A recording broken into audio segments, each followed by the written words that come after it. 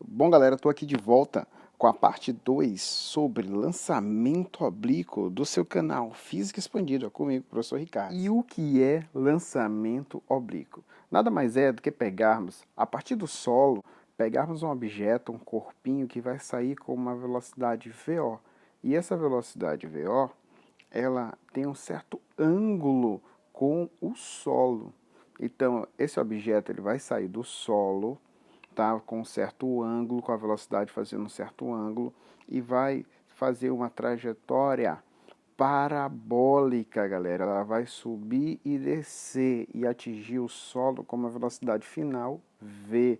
Essa trajetória é uma trajetória parabólica, tá? Igualzinho uma equação de segundo grau.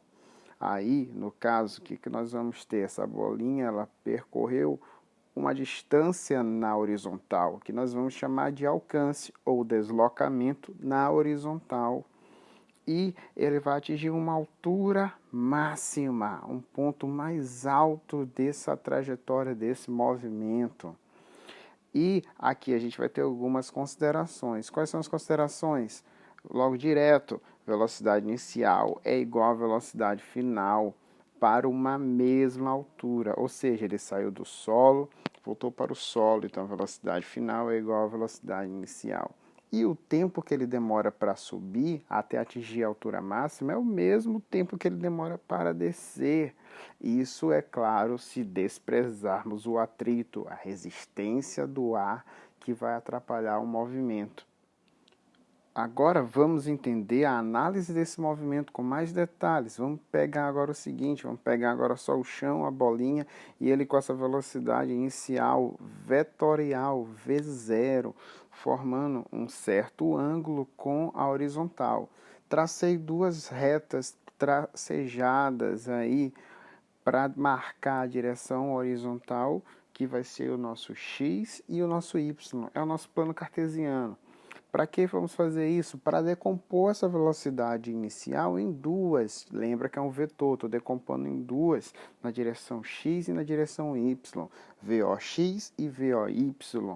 No caso, o que nós vamos ter? Vamos ter o seguinte, que a gravidade, ela atua para baixo, contrária à direção VOy na vertical. E essa bolinha ela vai atingir, fazer um movimento parabólico, vai subir a uma certa altura. Então ela vai ter dois movimentos, é a composição de dois movimentos, um movimento para cima e um movimento na horizontal. Então esse movimento Vox, a velocidade, a gente pode calcular como uma componente vetorial. Então o Vox vai ser o quê? O V0 vezes o cosseno do ângulo, tá? Vai ser um movimento retilíneo uniforme, um MRU. E na direção vertical, ele possui aceleração. Ele vai ter aceleração, então, e é um movimento de subida com velocidade contrária à aceleração da gravidade. Ou seja, vamos ter um movimento que a componente vai ser VOY, que vai ser V0 vezes o seno do ângulo. Um movimento retilíneo e uniformemente variado.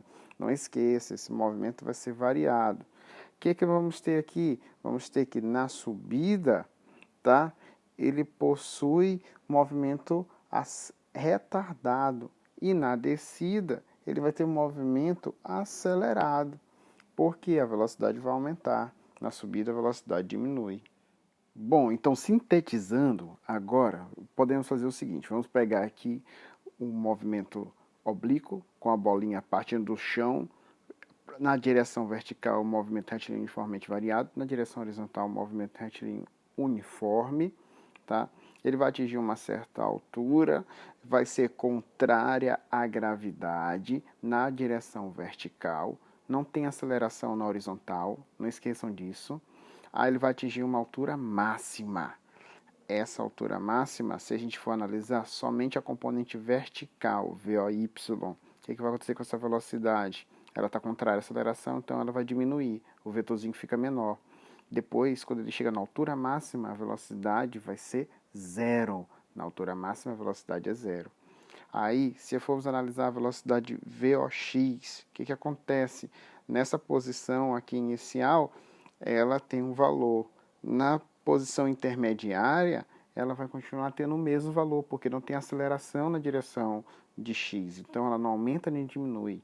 E lá em cima ela vai continuar com o mesmo valor da velocidade lá inicial x, então ela vai ser sempre constante.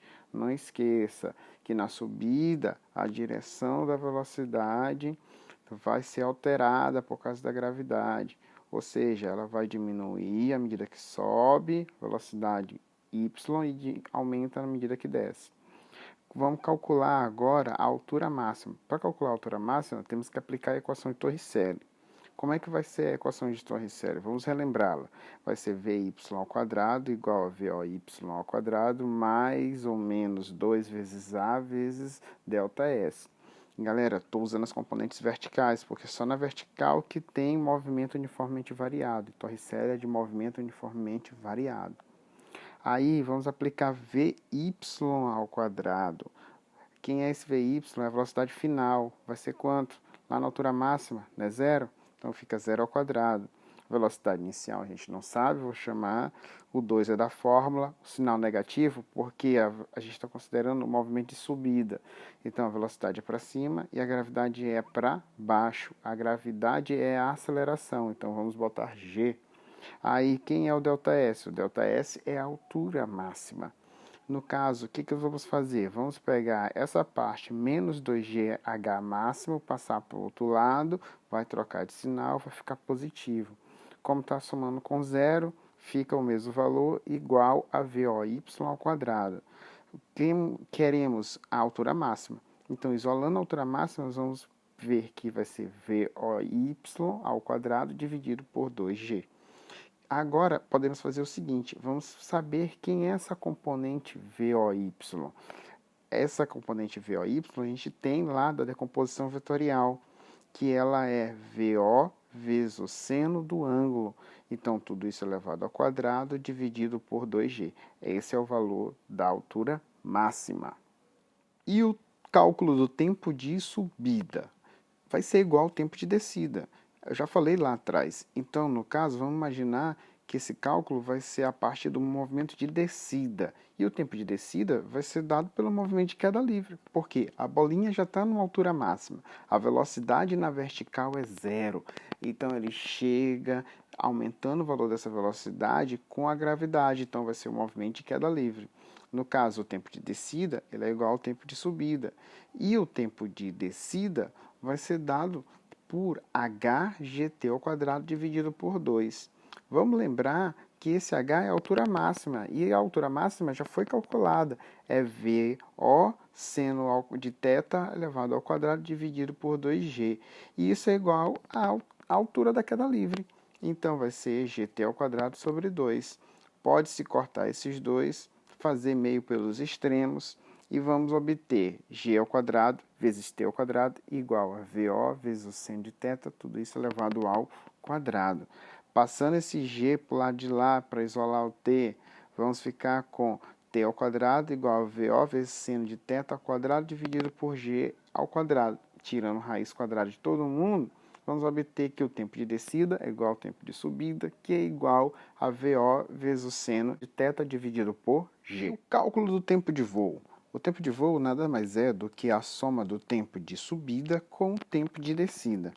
Como os dois tempos são iguais, vamos perceber o seguinte. Vamos perceber que o tempo de subida mais o tempo de descida vai ser 2 vezes o tempo de subida ou 2 vezes o tempo de descida. Com isso, podemos aplicar a fórmula do tempo de subida e calcular o tempo de voo geral. O tempo de voo vai ser 2 vezes a velocidade inicial vezes o seno do ângulo dividido pela gravidade.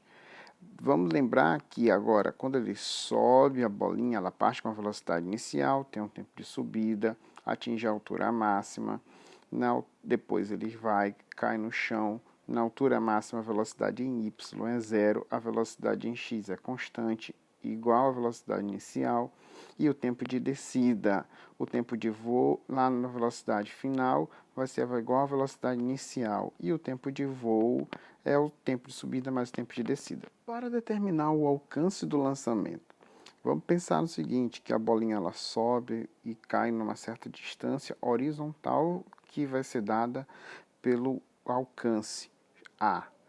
esse alcance gasta um tempo, e esse tempo é o tempo de voo, ou seja, o tempo que a bolinha vai para frente é o mesmo tempo que ela passa voando. Agora, para calcular esse alcance, vamos ter que usar a velocidade na direção horizontal. E essa velocidade na direção horizontal é Vox, que é dado por um movimento retilíneo uniforme. Vamos lembrar qual é a fórmula do movimento retilíneo uniforme. É V igual a ΔS sobre ΔT. Essa fórmula a gente pode calcular o ΔS, que é o deslocamento. O deslocamento aqui será o alcance. Substituindo ΔS por A, vamos perceber que o alcance é a velocidade vezes o tempo. Mas quem é essa velocidade? Essa velocidade é a velocidade constante, que é a velocidade Vox. Agora a gente pode aplicar a fórmula da velocidade Vox e encontrar o valor desse alcance.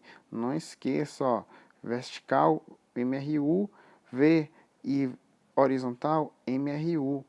Calculando o valor do alcance, vamos ter que Vox vezes o tempo é alcance igual a VO vezes o cosseno de θ vezes o tempo. O alcance ainda pode ser explicitado em termos do tempo de voo.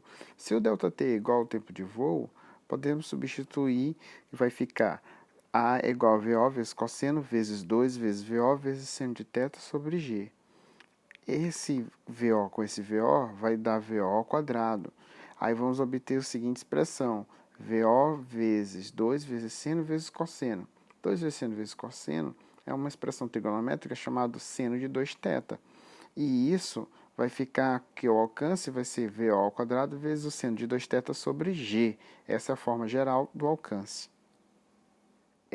Pegamos agora um lançamento inicial com um ângulo 1, tá? θ1. E vamos fazer um ângulo θ2 com a mesma velocidade inicial. Vamos perceber que ele vai ter alcances diferentes. O alcance 1 vai ser maior do que o alcance 2. Então, qual será o ângulo que teremos o maior alcance? Para fazer isso, temos que analisar a expressão do alcance. E essa expressão do alcance, percebemos que a velocidade inicial e a gravidade são constantes. Porque a única coisa que vai alterar aí vai ser o ângulo. O ângulo que altera, o ângulo ele pode ser de 0 ou 90 graus. Se a gente consegue considerar apenas o ângulo como um valor que vai variar, vamos prestar atenção que o seno de 2θ é o único valor que vai variar. E o máximo valor que ele pode ter é como 1, ou seja, o maior valor do seno é 1. Substituindo, vamos pegar o seguinte, que o seno de 2θ tem que ser 1. Que quem é o seno de 1? É o seno de 90. Montando essa igualdade, vamos perceber o seguinte, que 2θ tem que ser 90. Ou seja, o ângulo tem que ser 90 dividido por 2, que dá 45. O maior alcance é para um ângulo de 45 graus. Agora vamos fazer algumas observações. O alcance máximo vai ser quando o valor do seno de 2θ é 1. Ou seja, o alcance é quando a velocidade inicial ao quadrado dividido por g.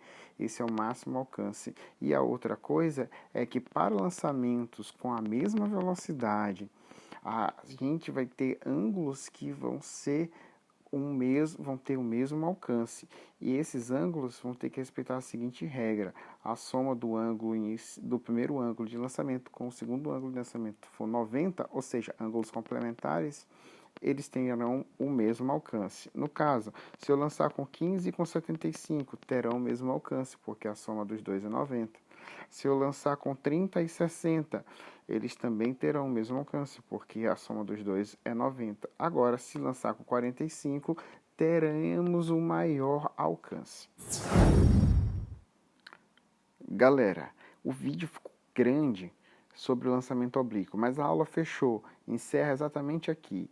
Agora, para limite de tempo no YouTube, eu vou dar um complementozinho da aula sobre o lançamento horizontal num vídeo à parte. E é um videozinho curtinho, um pouco mais de 2 minutos. Obrigado pela atenção e até mais.